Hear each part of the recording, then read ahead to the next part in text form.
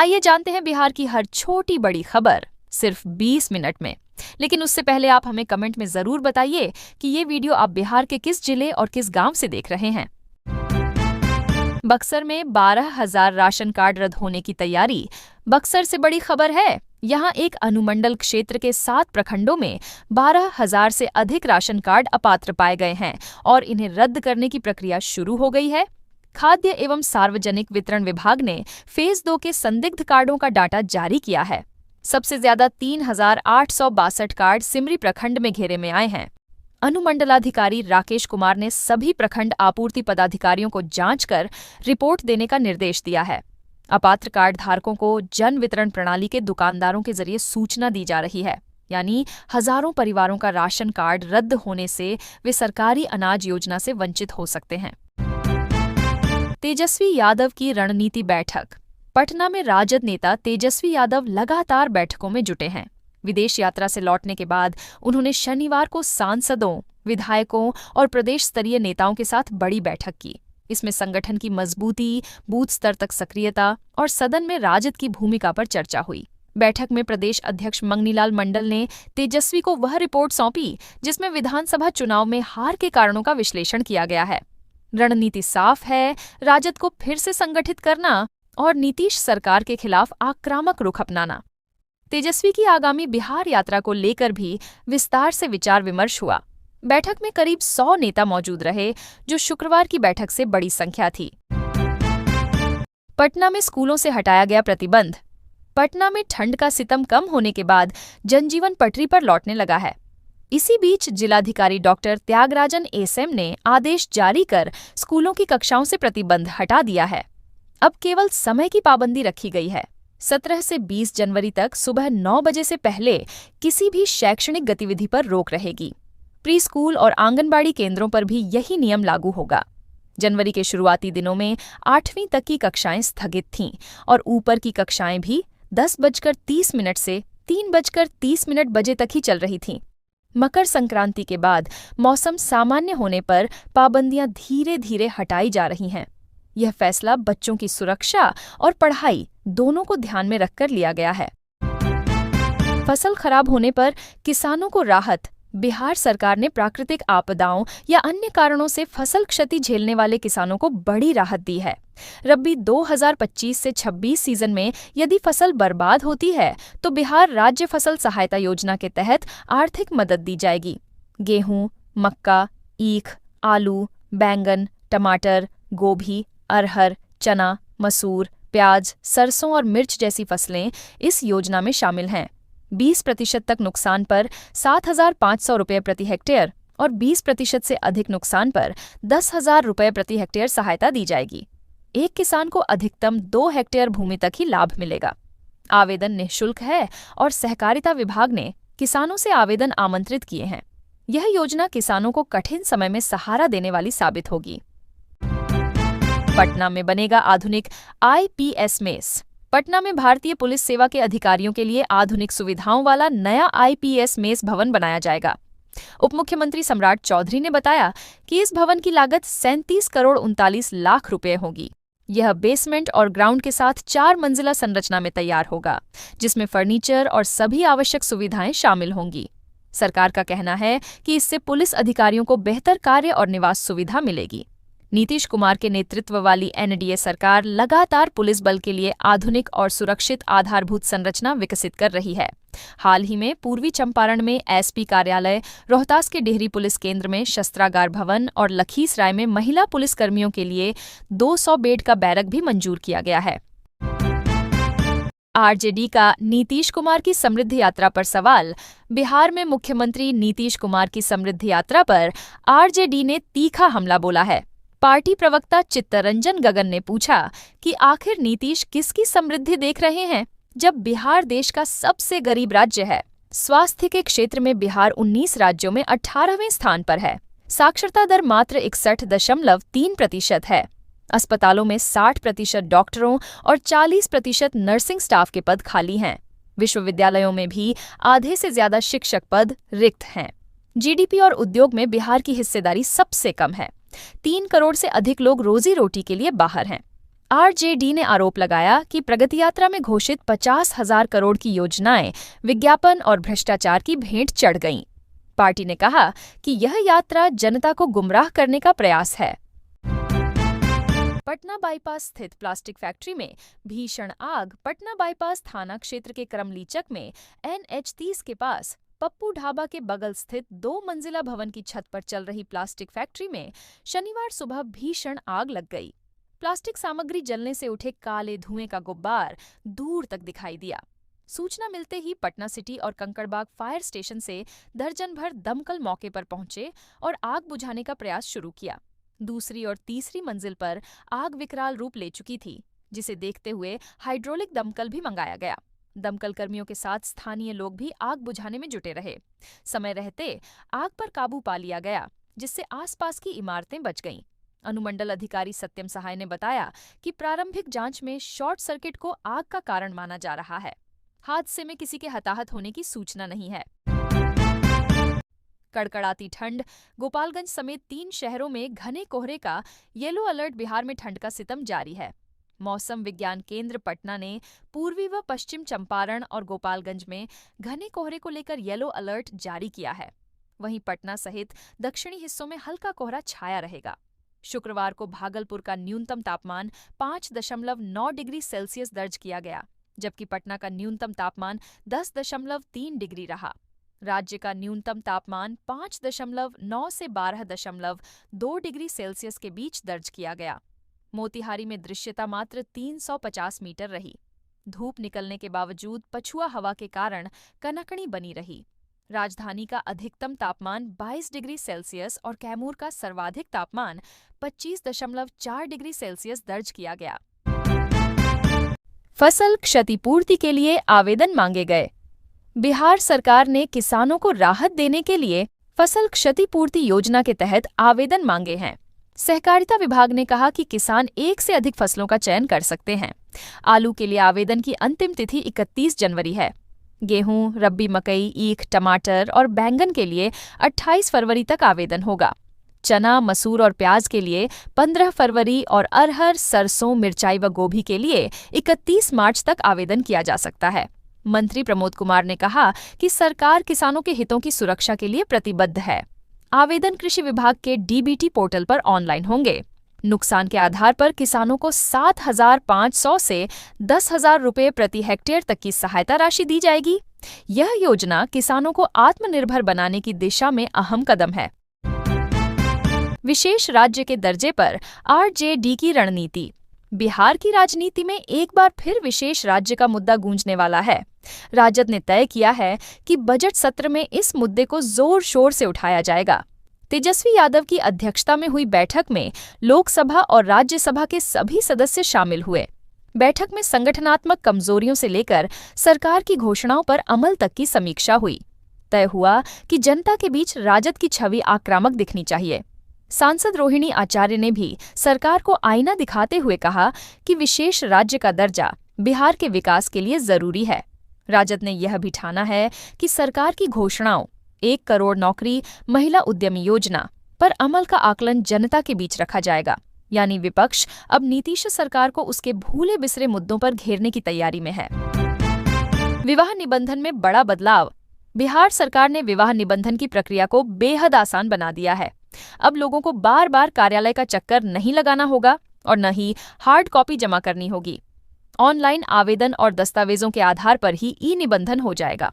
शपथ पत्र की भी जरूरत नहीं होगी। सिर्फ अपॉइंटमेंट की तारीख पर गवाहों के साथ एक बार निबंधन कार्यालय में उपस्थित होना होगा और उसी दिन प्रमाण पत्र हाथों हाथ मिल जाएगा। विभागीय सचिव अजय यादव ने सभी अधिकारियों को निर्देश दिया है कि ऑनलाइन आवेदन पर तुरंत कार्रवाई हो और तय समय में प्रमाण पत्र जारी किया जाए। यानी अब विवाह निबंधन में देरी और झंझट पूरी तरह खत्म हो जाएगी। छात्रा की मौत पर PK का बयान। पटना के गर्ल्स हॉस्टल में नीट की तैयारी कर रही छात्रा की संदिग्ध मौत का मामला तूल पकड़ रहा है। पुलिस ने इसे आत्महत्या बताया था, लेकिन पोस्टमार्टम रिपोर्ट ने नए सवाल खड़े कर दिए हैं। स्वजनों ने दुष्कर्म की आशंका जताई है और पुलिस पर केस वापस लेने का दबाव बनाने का आरोप लगाया है। शुक्रवार को प्रशांत किशोर जहानाबाद जाकर मृतका के परिवार से मिले। उन्होंने कहा कि यदि जांच में पुलिस से कोई चूक हुई है तो उसे सुधारा जाना चाहिए। इस घटना को लेकर स्थानीय लोगों में भी गुस्सा है। पीके ने परिवार को सांत्वना दी और चेतावनी दी कि पुलिस को अपनी जिम्मेदारी निभानी होगी। दरभंगा में मजार पर तनाव। दरभंगा के टाउन हॉल स्थित हजरत शहीद बाबा की मजार पर चढ़ी चादर में आग लगने से शुक्रवार को इलाके में तनाव फैल गया। घटना की जानकारी मिलते ही बड़ी संख्या में लोग जुट गए और हंगामा शुरू हो गया। पुलिस महकमे में हड़कंप मच गया और कई थानों की फोर्स मौके पर पहुंची। नाराज लोगों ने आरोप लगाया कि किसी शरारती तत्व ने जानबूझकर आग लगाई है। प्रशासन ने फिलहाल जांच शुरू कर दी है। एसडीओ विकास कुमार और एसडीपीओ राजीव कुमार मौके पर पहुंचे और लोगों को शांत कराया। सीसीटीवी फुटेज और एफएसएल टीम की जांच से यह स्पष्ट होगा कि आग स्वतः लगी या किसी ने लगाई। प्रशासन इस घटना को सामाजिक सौहार्द बिगाड़ने की आशंका के एंगल से भी देख रहा है। मुजफ्फरपुर के आयुष्मान आरोग्य मंदिरों पर संकट। मुजफ्फरपुर जिले में संचालित 277 आयुष्मान आरोग्य मंदिरों पर संकट गहराता जा रहा है। इन केंद्रों के संचालन के लिए गठित जन आरोग्य समितियों के खाते अब तक नहीं खोले जा सके हैं। जिले में कुल 594 केंद्रों का लक्ष्य था, लेकिन केवल 317 खाते ही खुले हैं, यानी उपलब्धि मात्र 53% रही है। सकरा, सरैया और कटरा प्रखंड रेड जोन में हैं, जहां स्थिति सबसे खराब है। सरैया में 42 खातों के लक्ष्य के विरुद्ध केवल 17 ही खुले हैं। नियमों के अनुसार जब तक समिति का खाता नहीं खुलेगा, तब तक केंद्र वित्तीय और प्रशासनिक गतिविधियों से वंचित रहेंगे। इसका सीधा असर लाखों लोगों की स्वास्थ्य सेवाओं पर पड़ रहा है। 98 लाख के नाला प्रोजेक्ट पर सवाल। नगर पंचायत डोभी क्षेत्र में 98 लाख रुपए की लागत से नाला निर्माण कार्य पर सवाल उठने लगे हैं। छतरा मोड़ से ठाकुरबाड़ी तक बनाए जा रहे नाले को लेकर ग्रामीणों में असंतोष है। बरसात में जल जमाव से हर साल सैकड़ों परिवारों को नुकसान होता था। इसी समस्या के समाधान के लिए यह योजना शुरू हुई थी, लेकिन ग्रामीणों का कहना है कि नाले का निर्माण ढाल के अनुसार ऊंचाई से नीचे की ओर होना चाहिए था, जबकि यहाँ उल्टा काम हो रहा है। 40 फीट लंबे ढक्कन से सफाई भी नामुमकिन हो जाएगी। स्थानीय लोग इसे तकनीकी खामी बताते हुए स्थायी समाधान की मांग कर रहे हैं। भोजपुर में जनता दरबार में छलका दर्द। भोजपुर जिले के बड़हरा थाना परिसर में आयोजित जनता दरबार में फरियादियों ने अपना दर्द सुनाया। मणिछापरा गांव के बुजुर्ग राम नारायण तिवारी ने बताया कि उनके जीवित रहते ही उनकी बेटी ने जमीन अपनी ननद को बेच दी। उन्होंने पुलिस अधीक्षक से जमीन बचाने की गुहार लगाई। वहीं बबुरा थाना क्षेत्र की सोनी देवी ने बताया कि शादी के बाद से ही दहेज की मांग को लेकर पति और ससुराल पक्ष ने उन्हें प्रताड़ित किया और घर से निकाल दिया। वह बच्चों के साथ मजदूरी कर जीवन यापन कर रही हैं। एसपी राज ने मामले को गंभीरता से लेते हुए संबंधित थाना को निर्देश दिया कि पति को तलब कर आपसी सुलह के साथ न्यायोचित समाधान कराया जाए। संसद में गोपालगंज की मजबूत आवाज। गोपालगंज लोकसभा क्षेत्र के सांसद डॉक्टर आलोक कुमार सुमन ने संसदीय कार्यों में बड़ी उपलब्धि हासिल की है। एसडीओटी संसद प्रदर्शन सूचकांक में उन्हें देश भर के सांसदों में चौथा स्थान मिला है। यह रैंकिंग सांसदों की उपस्थिति, प्रश्न पूछने की संख्या, बहसों में भागीदारी और समितियों में योगदान पर आधारित होती है। डॉक्टर सुमन ने शिक्षा, स्वास्थ्य, रोजगार और सामाजिक न्याय जैसे मुद्दों को बार बार सदन में उठाया है। ग्रामीण विकास, किसानों की समस्याएं और युवाओं के रोजगार पर उनकी सक्रियता उल्लेखनीय रही है। नियमित उपस्थिति और प्रश्नकाल में प्रभावी भागीदारी ने उन्हें अलग पहचान दिलाई है। संसद की विभिन्न समितियों में भी उनका योगदान सराहनीय माना जा रहा है। बिहार को मिलेगी अमृत भारत एक्सप्रेस। 18 जनवरी को प्रधानमंत्री नरेंद्र मोदी सियालदह बनारस अमृत भारत एक्सप्रेस को हरी झंडी दिखाकर रवाना करेंगे। शुरुआत में ट्रेन संतरागाछी से चलेगी, लेकिन नियमित परिचालन के बाद यह सियालदह से बनारस के बीच मधुपुर जसीडीह पटना रूट से होकर गुजरेगी। रेलवे ने जसीडीह जंक्शन पर ठहराव दिया है, जिससे सिमुलतला क्षेत्र के यात्रियों को बड़ी राहत मिलेगी। अब वे रात में जसीडीह जाकर सुबह तक बनारस पहुंच सकेंगे और दिन भर का काम करने के लिए कोलकाता या पटना जाना आसान होगा। हालांकि झांझा और जमुई स्टेशन पर ट्रेन का ठहराव नहीं दिया गया है, जिससे स्थानीय लोगों में नाराजगी है कि ट्रेन उनके शहर से गुजरते हुए भी रुकेगी नहीं। जूली ने दिया 4 बच्चों को जन्म। एमजीएम मेडिकल कॉलेज में शुक्रवार को एक महिला ने एक साथ 4 बच्चों को जन्म दिया। टेढ़ागाछ प्रखंड के भोरहा पंचायत निवासी जूली देवी को प्रसव पीड़ा होने पर अस्पताल लाया गया। जांच में पता चला कि सामान्य प्रसव संभव नहीं है। वरिष्ठ स्त्री रोग विशेषज्ञ डॉक्टर चांदनी सहगल के नेतृत्व में टीम ने ऑपरेशन किया और एक लड़का व 3 लड़कियों का जन्म हुआ। जच्चा और चारों बच्चे स्वस्थ हैं। डॉक्टरों ने कहा कि एक साथ 4 शिशुओं का सुरक्षित प्रसव कराना चिकित्सकीय रूप से बड़ी चुनौती थी, लेकिन टीम की सतर्कता और समन्वय से ऑपरेशन सफल रहा। अस्पताल में इस घटना से उत्साह का माहौल बन गया। नवादा में पीएम किसान योजना पर संकट। नवादा जिले में प्रधानमंत्री किसान सम्मान निधि योजना से जुड़े 2 लाख से अधिक किसानों का नाम कट सकता है। वजह है ई-केवाईसी की अनिवार्यता। नारदीगंज प्रखंड के ननौरा पंचायत में शुक्रवार को विशेष जागरूकता अभियान चलाया गया, जिसमें किसानों को बताया गया कि यदि उन्होंने ई-केवाईसी नहीं कराई तो उनकी अगली किस्त रुक सकती है। अधिकारियों ने गांव-गांव जाकर किसानों को समझाया कि ओटीपी आधारित सत्यापन, फेस ऑथेंटिकेशन और बायोमेट्रिक वेरिफिकेशन के जरिए ई-केवाईसी कराना जरूरी है। केंद्र सरकार ने साफ कर दिया है कि बिना ई-केवाईसी के भुगतान नहीं होगा, यानी किसानों को योजना का लाभ जारी रखने के लिए तुरंत प्रक्रिया पूरी करनी होगी। सीतामढ़ी में 538 करोड़ की योजनाओं का शिलान्यास। मुख्यमंत्री नीतीश कुमार 19 जनवरी को समृद्धि यात्रा के दौरान सीतामढ़ी पहुंचेंगे और 538 करोड़ 71 लाख की योजनाओं का शिलान्यास व उद्घाटन करेंगे। इसमें 192 करोड़ 69 लाख की लागत से बने पुल, पुलिया, सड़क और भवन का उद्घाटन शामिल है। वहीं 346 करोड़ 2 लाख की योजनाओं का शिलान्यास होगा। सबसे अहम बेलसंड मीनापुर पथ पर चंदौली घाट में 70 करोड़ से अधिक की लागत से बने उच्च स्तरीय पुल का उद्घाटन होगा। इसके अलावा रसलपुर गाढ़ा पथ पर 9 करोड़ 55 लाख की लागत से बने एम आकार के आरसीसी पुल का भी उद्घाटन होगा। जिले के कई प्रखंडों में कार्यालय और आवासीय भवनों का शिलान्यास किया जाएगा। बेलसंड हाई स्कूल मैदान में समीक्षा बैठक और जीविका दीदियों से संवाद भी कार्यक्रम का हिस्सा होगा। सरस्वती पूजा में डीजे बैन, तय समय पर विसर्जन। लालगंज थाना परिसर में शांति समिति की बैठक में सरस्वती पूजा को शांतिपूर्ण ढंग से संपन्न कराने के लिए सख्त निर्देश दिए गए। एसडीपीओ गोपाल मंडल ने कहा कि पूजा या विसर्जन जुलूस में डीजे पूरी तरह प्रतिबंधित रहेगा। लाउडस्पीकर के लिए लाइसेंस लेना अनिवार्य होगा और रात 10 बजे के बाद माइक बजाने पर कार्रवाई होगी। अश्लील गाने, नशा सेवन और हुड़दंग करने वालों पर पुलिस की पैनी नजर रहेगी। 24 और 25 जनवरी को हर हाल में सभी प्रतिमाओं का विसर्जन करना होगा। प्रशासन ने कहा कि गांवों और चौक चौराहों पर लगातार पुलिस गश्त रहेगी।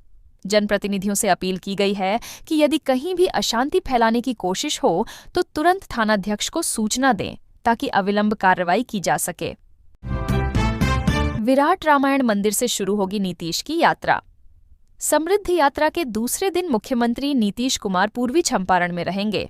सबसे पहले वे कल्याणपुर प्रखंड के कैथवलिया स्थित जानकी नगर में बन रहे विराट रामायण मंदिर पहुंचेंगे, जहां सहस्त्रलिंगम की स्थापना पूजा में शामिल होंगे। इसके बाद हेलीकॉप्टर से मोतिहारी पुलिस लाइन जाएंगे और गांधी मैदान में आम लोगों को संबोधित करेंगे। जिले के विकास के लिए 138 करोड़ की योजनाओं का उद्घाटन और 34 करोड़ की योजनाओं का शिलान्यास करेंगे। गांधी मैदान में अधिकारियों के साथ समीक्षा बैठक होगी। इसके अलावा धनौती नदी पर बन रहे पुल का निरीक्षण, महिला आईटीआई का दौरा और कृषि उत्पाद बाजार समिति के जीर्णोद्धार भवन का लोकार्पण भी कार्यक्रम में शामिल है।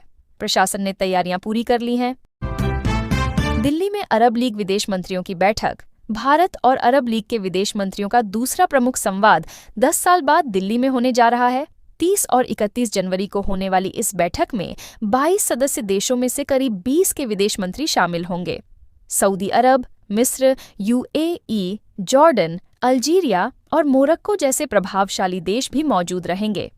बैठक में गाजा संकट, ईरान इजराइल तनाव, लाल सागर में शिपिंग सुरक्षा और बदलते भूराजनीतिक समीकरणों पर चर्चा होगी। साथ ही ऊर्जा सुरक्षा, व्यापार विस्तार, आतंकवाद विरोधी सहयोग और भारतीय प्रवासियों की भलाई जैसे मुद्दे भी एजेंडे में रहेंगे।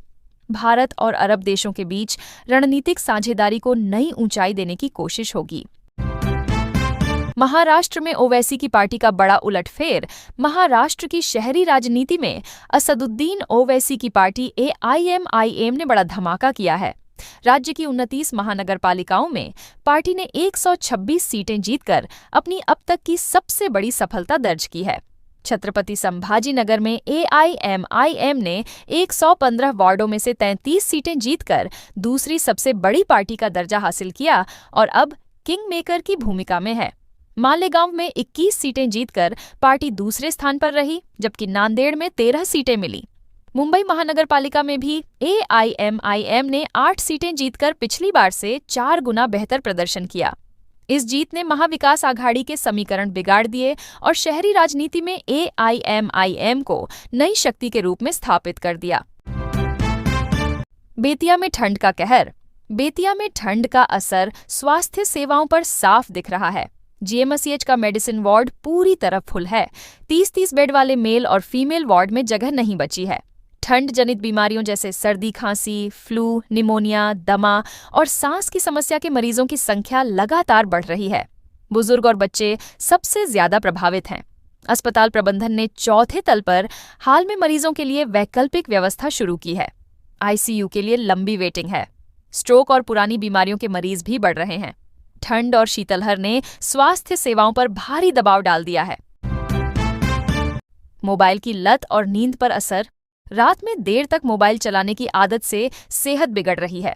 स्क्रीन से निकलने वाली ब्लू लाइट मेलाटोनिन हार्मोन के स्राव को बाधित करती है, जिससे नींद का चक्र बिगड़ जाता है। कल्याण सिंह राजकीय मेडिकल कॉलेज के मनोरोग विभाग में ऐसे मरीजों की संख्या बढ़ रही है। एसोसिएट प्रोफेसर डॉक्टर विवेक गुप्ता ने बताया कि नींद की कमी से अनिद्रा, चिड़चिड़ापन, मानसिक तनाव, डायबिटीज और ब्लड प्रेशर जैसी समस्याएं हो सकती हैं। हर व्यक्ति को 6 से 8 घंटे गहरी नींद लेना जरूरी है। सोने से पहले मोबाइल का अत्यधिक उपयोग हार्मोनल संतुलन बिगाड़ देता है और सेहत पर बुरा असर डालता है। JDU का विपक्ष को जवाब। नीतीश कुमार की समृद्धि यात्रा पर विपक्ष के आरोपों का जदयू ने जवाब दिया है। पार्टी प्रवक्ताओं ने कहा कि यह यात्रा राजनीतिक नहीं बल्कि योजनाओं का जमीनी ऑडिट है। प्रगति यात्रा में लिए गए फैसलों को कैबिनेट से मंजूरी दिलाकर क्रियान्वयन तक का रोड मैप तैयार किया गया है। पश्चिम चंपारण, जो कभी अपहरण उद्योग और भय के लिए जाना जाता था, आज पर्यटन केंद्र बन चुका है। मरचा धान को GI टैग मिला है और 2024 से 25 में यहाँ 4.80 लाख पर्यटक पहुंचे। इको टूरिज्म को बढ़ावा देकर मुख्यमंत्री ने चंपारण की पहचान बदल दी है। थारू जनजाति की बेटियों के लिए बिहार स्वाभिमान बटालियन जैसी पहल और किसानों को GI टैग का लाभ दिलाकर उनकी आय बढ़ाने का मार्ग प्रशस्त किया गया है।